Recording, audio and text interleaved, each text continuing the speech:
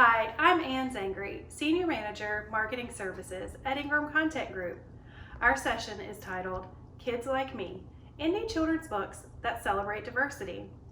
Join us in this exploration of kids' titles from award-winning independent publishers that celebrate a beautiful range of cultures, experiences, and identities. And now, I'll let our publishers take it away. Hello, I am Laura Bowman, the Sales and Marketing Manager from Anak Press, and we are distributed by Ingram Publisher Services. I'm here to tell you about our upcoming picture books, The Library Bus and A World of Mindfulness. The Library Bus is a fictional picture book for ages 5 through 8 that was inspired by the first library bus in Kabul, Afghanistan. It's an own voices story about girls' rights to an education and about the importance of literacy and educators, illustrated with the eye-popping artwork of Gabrielle Grimard. We follow Paris on her very first day as Mama's helper on the library bus. They visit girls in a village and a refugee camp who get to exchange books and have an English lesson. Paris and Mama talk about how Paris is lucky to get to go to school next year, as Mama herself had to learn to read secretly in a dark basement. The central lesson that Paris learns this day is that learning is freedom. An author's note at the end of the book will elaborate on the struggle for education faced by women and girls, and on the personal connection that author Bahram Rahman has to these issues. Bahram grew up in Afghanistan during the Civil War and under the Taliban regime. He witnessed his own sister being forbidden to continue her education. As an adult, he worked as an activist for gender equality and youth political participation in Afghanistan, and in 2012 he came to North America as a refugee. When he saw that the new generation of children in his family didn't understand what his sister and his mother experienced, and what many girls around the world still experience, he wrote this story to tell them. The Library Bus publishes on October 13th. The other book I'm going to talk about is A World of Mindfulness, which is a picture book for ages 3 through 6. After the great success in 2018 of A World of Kindness, we wanted to use the same unique format to explore another important topic. Mindfulness is extremely relevant right now. Even at the kindergarten level, kids are learning meditation techniques to help them relax and focus. Something special we are doing with A World of Mindfulness is to feature the artwork from exciting new debut artists, as well as popular established ones, like Rebecca Bender and Suzanne Del Rizzo. The book features 14 artists in all, and the meditative text reflects on the sensory ways children experience life. From the energizing power of a deep breath of air, to the observation of bubbles reflecting light as they float in the wind, to the memory-laden taste of fresh-baked cookies, positive and negative emotions alike are affirmed and acknowledged in the text. This book has a table of contents, and the final pages will include activities children can do at home or in the classroom to practice mindfulness. A World of Mindfulness publishes on October 27th. Both of these books will have a free, ready-to-download teacher's guide, which will be made available on our website and with numerous accounts. You can learn more by visiting our website at pajamapress.ca or by following us on social media. If you subscribe to our newsletter, you will get periodic updates about our teaching guides and other resources. I can't wait until you have a chance to hold and enjoy these beautiful and timely books for yourself. Thank you and take care. Hello, I'm Michaela Lade from Gish Dalton, distributed by Ingram Publisher Services. Gish Dalton is a publishing house that was established in Berlin in 1995. Our origin story began with the focus on the aesthetic, particularly of that of graphic design. Over the last 2 decades, the scope of both our content and expertise has widened to include other categories like architecture, visual culture, design, fashion, escapism, food and beverages, travel, and contemporary art. In 2014, we decided that it was time to launch a children's imprint, and Little Gish Dalton was born. The core tenet of Little Gish Dalton is be open, stay curious. Being open to new stories, new experiences, and new knowledge will help broaden children's horizons, and staying curious will inspire empathy and bravery. In summary, Little Gish Dalton books empower young readers to become the best versions of themselves. The book I'll be discussing today is called You and Me and Everybody Else. This book will publish on September 29th, 2020, and is illustrated by Marcos Farina, an Argentinian graphic designer. Farina lives in Madrid and specializes in handmade printing techniques. He has a playful illustration style that's rooted in a retro aesthetic, and his drawings are heavily influenced by architecture and design. He was a professor of architecture, design, and urbanism at the University of Buenos Aires for 15 years.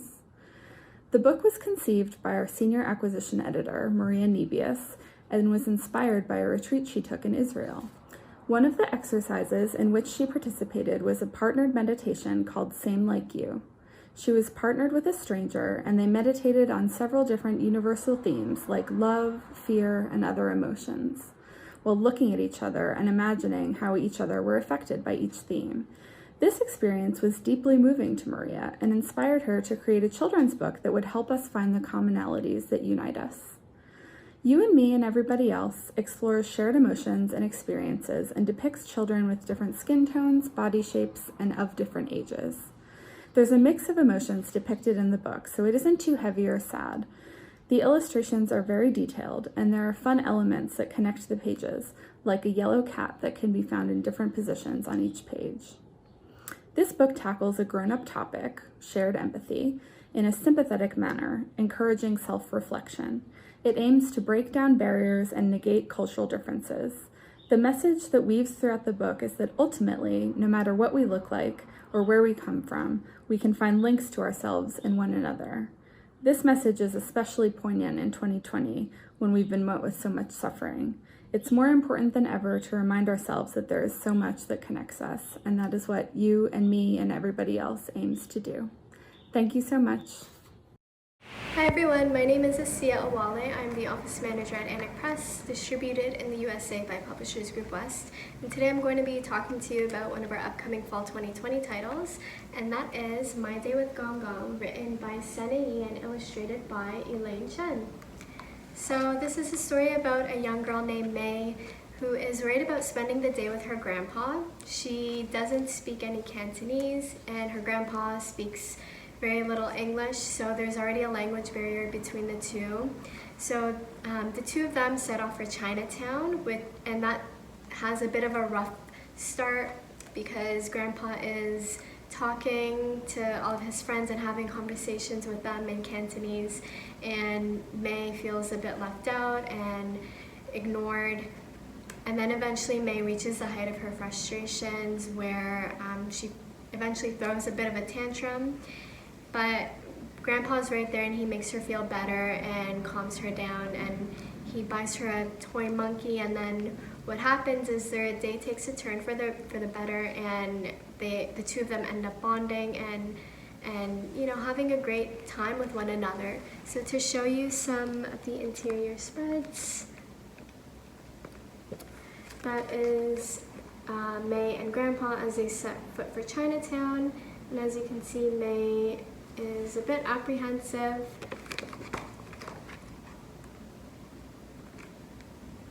And this is May where she reaches the height of her frustration and ends up crying, but sure enough, there's Grandpa. He's right there and he's ready to make her feel better and cheer her up.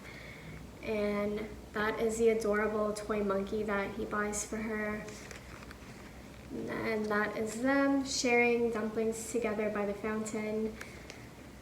There are also some very beautiful spreads that show the liveliness of Chinatown.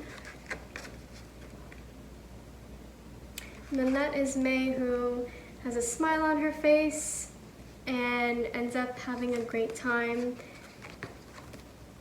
So this story touches upon the intergenerational and cultural gap between grandparent and grandchild.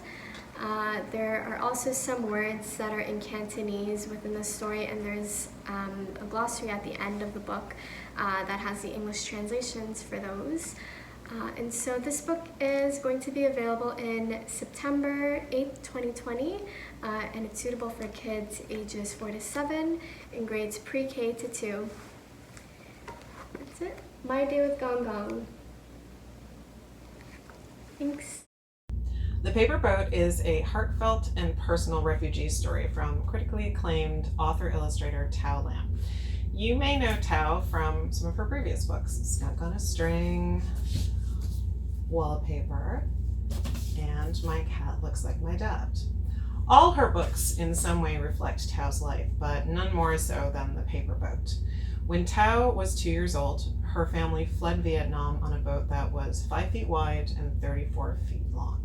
On that boat were 27 other passengers. They traveled to Malaysia, where they spent 5 months in an internment camp before finally resettling in Canada. So as the story opens, we see a young girl in Vietnam rescuing ants from a bowl of sugar water set out to trap them. Later, when the family flees war-torn Vietnam, ants lead them through the moonlit jungle to the boat that will take them to safety. Before they board the boat, the girl makes a paper boat from a bun wrapper and drops it in the water, and the ants climb on board. The ants' perilous journey, besieged by punishing weather, predatory birds, and dehydration, mirrors that of Tao's family. Why ants, you might ask? When Tao started thinking about how to tell this story, she couldn't stop thinking about ants, small, seemingly insignificant creatures who are able to travel amazingly long distances over water, work hard, and thrive on almost every continent in the world, which seemed to her the perfect analogy for the Vietnamese who fled during and after the Vietnam War. As the story ends, the reader zooms out to see that Tao's family is but one family in an apartment building full of families, in a busy city full of apartment buildings, full of people and other creatures, all working hard and thriving. In a nutshell, The Paper Boat is an own voices story, a multi-generational story, a story about the importance of resilience, courage, and hope, and a story that seems both particularly appropriate right now, but also universal and timeless. Hi, my name is Fred Horler. I'm the Institutional Marketing Director at Groundwood Books. I have 2 picture books and 2 novels to share with you today, all coming out this fall. In 2 Drops of Brown on a Cloud of White, a young girl is walking home from school with her mom on a snowy winter day. The daughter has clearly embraced the new experience of winter in her new home, though the mom seems less sure. The daughter thinks that snow looks like vanilla ice cream. The mom's a bit more concerned about slipping on the black ice. Ma likes the sun and loves the color green of the palm trees back home. Picture books can portray immigrant children as being uncertain about their new homes, and that can certainly be the case. But at the same time, those kids are often at school making friends, possibly learning a new language, and it can be the parents that are feeling isolated and alone at home. I think this book really portrays that in a beautiful, sensitive way. Ma does start to come around. Her daughter's enthusiasm is pretty contagious in this gorgeous new picture book. Set in Morocco, a sweet meeting on Mamouna night celebrates the Jewish holiday that takes place after Passover ends. Their tradition includes making yeasty bread and other doughy treats, but obtaining flour can be a challenge in the evening when Passover ends. In this story, we learn about the help that young Miriam receives from Jasmine and her Muslim family that live in the neighborhood that become part of their annual tradition. It's a terrific story of interfaith cooperation. It's an insight into a Jewish holiday. And as an added bonus, there's a recipe at the back of the book to make a type of bread called mufleta. I don't have actual books to show you for our 2 novels, so we're going to have to settle for my catalog copy. I hope you don't mind that. This middle grade novel, The Stray and the Stranger, is set in a refugee camp on a Greek island. Boats arrive almost daily, filled with families, people trying to find a better life, escaping from war and persecution. Also on the island is a stray dog called Canella, called that by the locals because of her cinnamon color. Now, Canella is also a bit of a refugee and is taken into the camp and given shelter and food. That is until a young boy arrives, and the young boy and Canella form this instant bond that lasts beyond the boy's experience in this refugee camp when he sets off to find his new home. This is based on a true story. It's a wonderful, warm story that I know is going to touch people's hearts. And finally, we have The Greats. The Greats is geared towards readers ages 12 and up, and is written by the wonderful author Deborah Ellis, best known for her Breadwinner series. Set in Guyana, this short, it's only 144 pages, fable-like story introduces us to a young boy named Jamon. Jamon is having thoughts of suicide, and when he finds himself incarcerated in a youth detention center, he gets visited by a succession of grandfathers that all watch over him. Deborah's books tend to be of a bit of a serious nature, but that is because she's such a committed advocate for children's rights, their rights to a safe and happy life. This is another powerful addition to her work. That's it for me. Thank you so much for joining. Hi, I'm Jessica Powers, lead editor at Cinco Puntos Press for Rise of the Halfling King by David Bowles and illustrated by his daughter Charlene Bowles.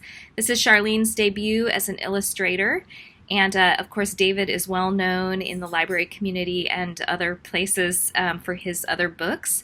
We're excited to present this as a graphic novel series telling adventure tales, myths, and history from Mesoamerica for middle grade students. There's never been anything like this before, and we expect it to be an exciting addition to any library, classroom, and personal bookcase. So thank you very much, and I'll let David take this from here. I'm author David Bowles. I want to talk to you about an exciting new series of mine coming from Cinco Puntos Press. It's called Tales of the Feathered Serpent, and we're talking about 10 graphic novel adaptations of key Aztec and Mayan myths and legends from my book Feathered Serpent, Dark Heart of Sky. Now, to do the illustrations, we're tapping this really, really great up-and-coming Latinx talent, starting with Charlene Bowles, who may or may not be a relative of mine. The inaugural volume is called Rise of the Halfling King, and it retells in graphic form the story of the dwarf king of Uxmal, a very famous legend about a witch in the Maya city of Kaba about 1,000 years ago who discovers an egg one day as she's walking down a path in the woods. She takes the egg home, it hatches, and out steps a walking, talking little person whom she raises as her grandson. Unbeknownst to her and to him and to the rest of the world, little Siam, as she names him, has a great destiny. And with his spider monkey friend Mash, and help of his magical grandmother, he discovers what that destiny is and does wonderful things for the people of the Yucatan Peninsula. So I'm really excited that that book is coming out in September. Charlene's art is fantastic, a wonderful blend of styles that really helps to bring this 1,000-year-old world to life for a modern audience. So be on the lookout for Rise of the Halfling King. Hi, I'm Elena Morrow, publisher of Granity Studios, distributed by Ingram Two Rivers. I'd like to speak with you today about our middle grade program, and in particular, our Epica series. Granity Studios was founded 4 years ago by Kobe Bryant, and the books line was launched in 2019 with the Wizard series. Each of the middle grade series that we produce are a combination of sports and fantasy. They really speak to a kid who can't find themselves in other books, whether it's Kobe's daughters who didn't see themselves represented in other books and didn't really have characters that looked like them, or Kobe himself, who was an athlete before he was a reader, and none of the books really appealed to his athlete sense of the world. So traditionally, sports books for kids are kind of circled around narrative, biography, and recaps of famous games. What we're really trying to do is to provide something that's magical, all the magic and wonder of sports that we love, to those kids who crave those stories. So each of the stories combines both fantastical element and excellent sports. All of our writers were also professional athletes, not just Kobe, and in particular, the writer of the Epica series, Ivy Pacoda, was a professional squash player. Ivy is also an adult writer. She writes several mysteries, the most recent of which, These Women, came out in May to great acclaim. She takes that same mystery writer sense of plot and brings it to these wonderful characters that Kobe created in Prisha and Rovi. Her writing is wonderful and detailed, and it brings such insight into who these kids are, and it never really talks down to kids, despite the fact that she is an adult author by trade. In the Epica series, it's this fantastic world kind of modeled on an ancient Greece where sports is the rule of law, it's the rule of the day. All of the epic athletes kind of are the champions, and everyone else is just doesn't really matter. And we focus on two kids in particular. Prisha, who is the princess who is destined to rule, and Rovi, a street kid who, lives by his wits. And they both get selected to go to an elite sports academy and then have adventures from there. In the first book, The Tree of Ekrof, which is currently available and came out last year, we see them in their first year at the academy trying to figure out who they are, but also these dark forces that are at play that might seem to be taking over the school. And then in our second book, which is coming out this fall, which is called River of Sand, spoiler, they save this school in the first book, and they leave the school and travel to a distant city to take place in the Junior Epic Games, which are sort of like a Junior Olympics. But of course, not everything is what they seem, and there are, again, dark forces at play, and the two have to come together and really learn who they are and how to trust themselves to save the world. So that is it. That's our fall list. And I hope that you enjoy it. I think these books would be a great addition to any library. Thank you. Hello, my name is Aubrey Nolan, and I work at Enchanted Lion Books in Brooklyn, New York. I'm here today to speak with you about Drawing on Walls, a story of Keith Haring, which was written by Matthew Burgess and illustrated by Josh Cochran. Matthew Burgess is also the author of the much acclaimed Enormous Smallness, and this marks the debut picture book of illustrator Josh Cochran, who is mainly an editorial illustrator and creator of gorgeous murals, very fitting for a book about Keith Haring. The book is a fitting tribute to the extraordinary life of Keith, who believed that art is for everyone. That idea is thoughtfully woven throughout the text, as well as in the vibrant and diverse city scenes. The book celebrates Haring's life, his art, his connection with kids, and his place in the LGBTQ community, and is truly a testament to the transformative power that art can have on a person's life and on the world. Hi, my name is Laurie Burke, and I am the publisher of Peterson's Publishing. I'm excited to talk with you today about Young, Fearless, Awesome. It's an upcoming title we have this October. When I first read Young, Fearless, Awesome, it reminded me of a story from my childhood about Anne Frank. And I remember my mother taking me to the library and picking out a new book, and the librarian there recommending this because it was written by a girl my own age. In reading the Diary of Anne Frank, I recall the experience being one of discovering a new world, a new culture, and even though I was separated by decades from Anne Frank, I felt like she was my friend, and I also was truly inspired by her bravery. That's the same magic that we catch here in Young, Fearless, Awesome. This is a book that celebrates 25 young people who are making a positive impact in the world. It's a truly rewarding, relatable, and personal reading experience for middle graders. And each of the 25 YFA heroes are celebrated by dynamic illustrations and text that speaks to their life and their contributions. There's also some fun intermixed in here and there in this book, especially in the back, where there is a quiz for the young readers to take and find out which YFA hero they are most like. I think now more than ever we need change, and my hope is that a young reader will pick up Young, Fearless, Awesome and become our next YFA hero. I hope you enjoy the read, and thanks so much. Bye. Hello again, I'm Ann Zangri from Ingram Content Group. Thank you for listening. We hope you found a book or two that you can't wait for your patrons to read. If you want to discover more from our independent publishers, follow us on Instagram at thisbook.thatbook.